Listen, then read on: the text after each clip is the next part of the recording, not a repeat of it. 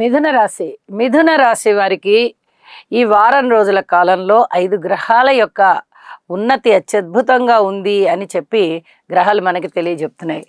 రాశిలో ఉన్నటువంటి గురువు గారు బాగున్నారు, ద్వితీయ స్థానంలో బుధుడు బాగున్నారు, తృతీయ స్థానంలో కుజకేతువులు బాగున్నారు, అలాగే వ్యయస్థానంలో శుక్రాచార్యుల వారు బాగున్నారు.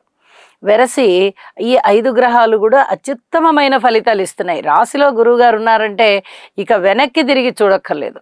ఎన్ని దోషాలని తీసేయాలో అన్ని దోషాలని తీసేస్తారు. మరి దోషాన్ని తీసేస్తున్నారు, బాగానే ఉంది. దోషం పోగానే మనకి శుభం జరిగిపోతుందా అంటే ఇక్కడ మన ప్రయత్నం కూడా మనం చెయ్యాలి.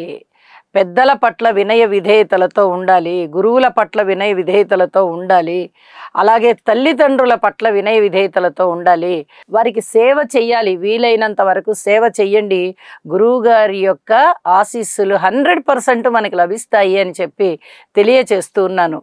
అలాగే ఆరోగ్యం సిద్ధిస్తుంది, ధనము పెరుగుతుంది, సన్మాన సత్కారాలకి అర్హులవుతారు, గౌరవం విపరీతమైన గౌరవం పెరుగుతుంది. అలాగే సంఘంలో ఒక పెద్ద మనిషిలాగా వ్యవహరింపబడతారు.